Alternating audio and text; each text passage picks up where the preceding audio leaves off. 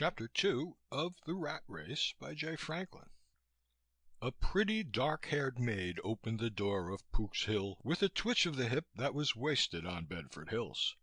"Oh, it's you," she remarked conversationally. "Shall I tell Mrs. Tompkins you are here?" "And why not?" I asked.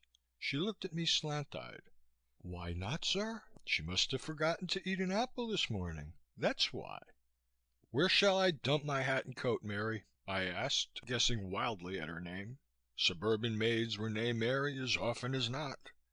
"The name is Myrtle, Mr. Tompkins," she replied, and did not bother to add the "as well you know" she implied. "From now on, Myrtle, you shall be Mary, so far as I am concerned. And where, Mary, shall I leave my hat and coat?" "In the den, sir, of course. Come, I'll lend a hand. You've been drinking again." The girl moved quite close to me in helping me off with my things, and it was only by a distinct effort of will that I refrained from giving that provocative hip the tweak it so openly invited.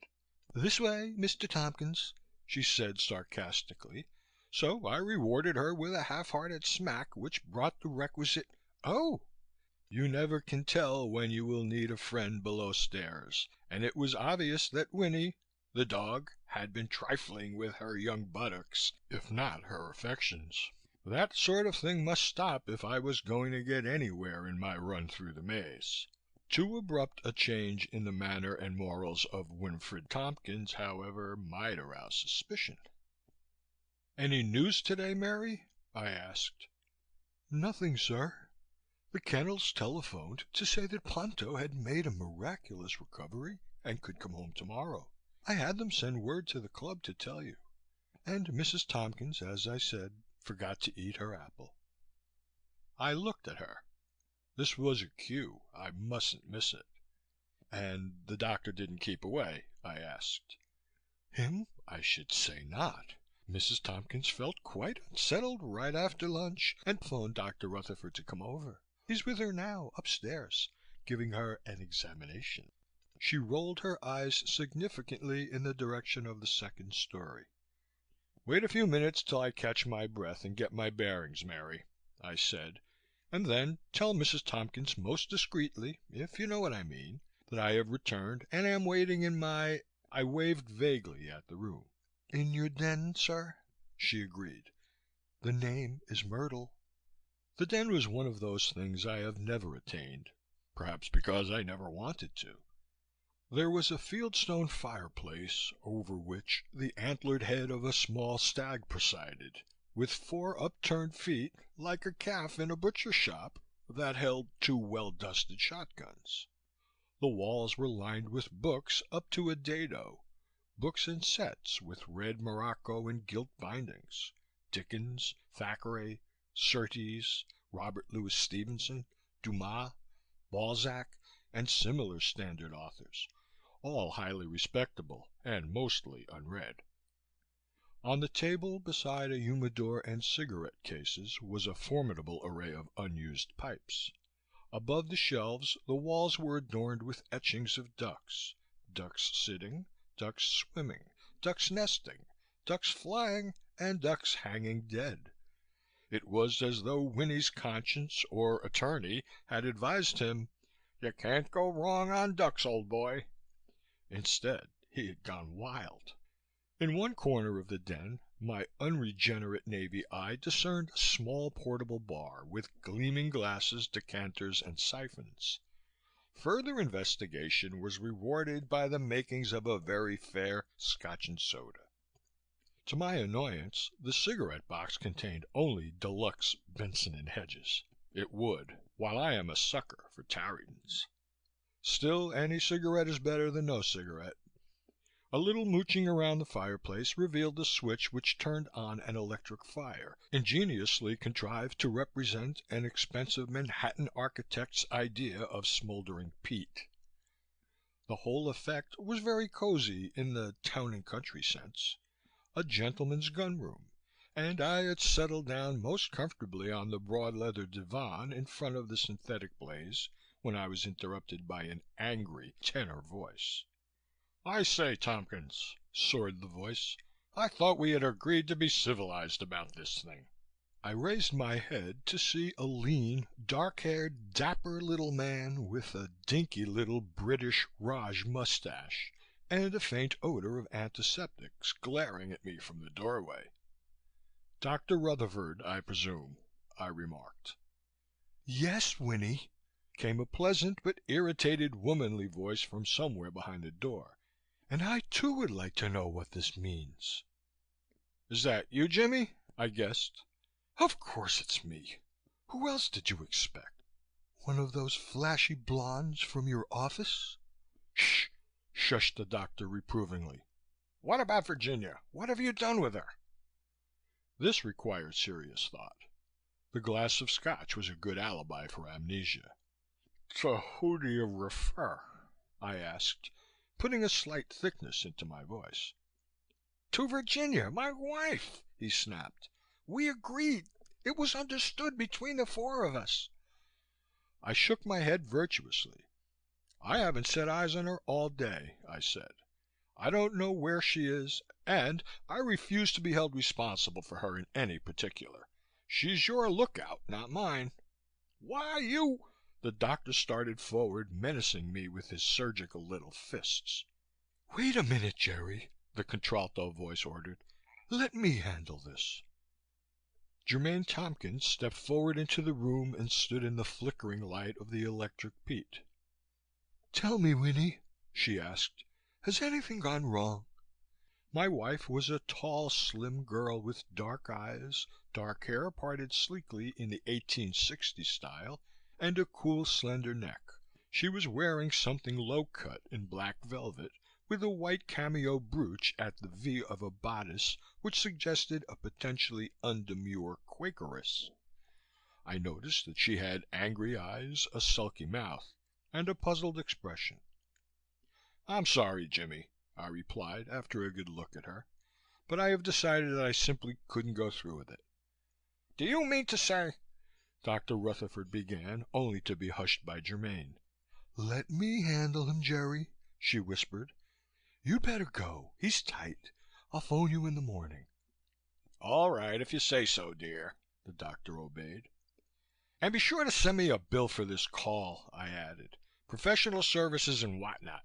And don't come back to my house without my personal invitation."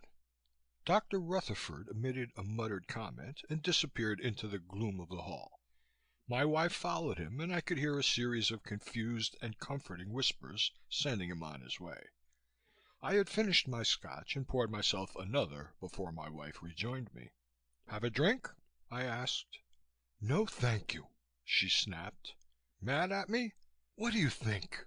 Her tone was cool enough to freeze lava. "You have every right to be." That answer, I had found by experience, was unanswerable. "What do you mean?" she asked in some bewilderment. "Yes, thanks, I will have a drink after all. You see, Winnie, after we had talked it all over the other night after the Bond Rally dance and realized how we felt about it all, the four of us decided to be, well, civilized about things. And now—" "I don't feel civilized about my wife," I said, pouring her a stiff one.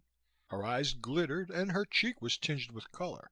In spite of her anger, she responded to the idea of male brutes contesting for her favor.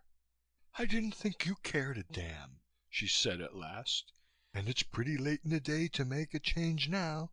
After all, there is Virginia." That was the cue to clinch the situation.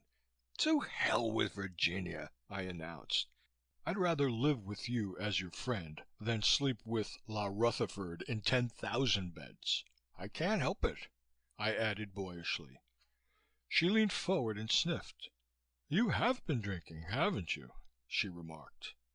"Of course I have.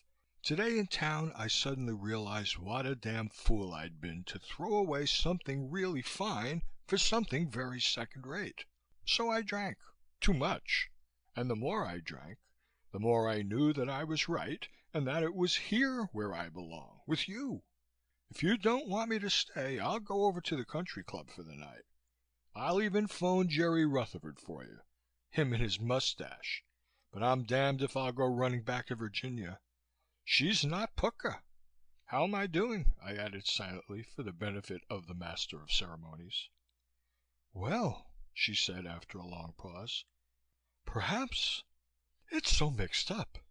Perhaps you'd better go to bed here and we can talk it over in the morning. All of us." I shook my head. "I don't want to hold any more mass meetings on the state of our mutual affections. If you want that tenor tonsil snatcher, you're welcome to him, but I'm damned if I'll be a good sport about it. If you insist, I'll buy you a divorce, but I won't marry Virginia. That's final." Germaine's face relaxed. She smiled. "We'll see how things look to you in the morning," she said. Now is the time to play the trump card. "Oh yes," I said. "I brought home a present for you." I walked over to the hanger in the corner and pulled the Tiffany packages from my overcoat pocket. "Here you are, Jimmy Tompkins," I said, "with all my alleged love." Alleged is right. But she picked eagerly at the wrappings and swiftly ferreted out the diamond brooch. "Why, Winnie, it's lovely," she began, then whirled on me, her eyes blazing. "Is this a joke?" she demanded. "Of course not. What's the matter?" Her laugh was wild. "Oh, nothing, Winnie, nothing at all. It's just that you should have decided to give me, on her birthday, a brooch with her initials in diamonds. See them? VMR. So that's the catch, I thought. I should have guessed there would be something wrong with the setup, and I kicked myself for not having bothered to trace out the monogram. "Don't you see what I mean?"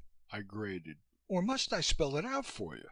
Some time back, when we were considering all this civilized swapping of husbands and wives, I put in the order at Tiffany's for Virginia's birthday present. Today, when I picked it up, the clerk smirked at me. He knows your initials don't begin with V, and I suddenly knew I couldn't go ahead with the whole business. So I brought the brooch back to you as a trophy, if you want it. You can do what you like about it. It's yours. You see, Jimmy," I added, "that's the way things are. I'm burning all my bridges." "Oh," she said.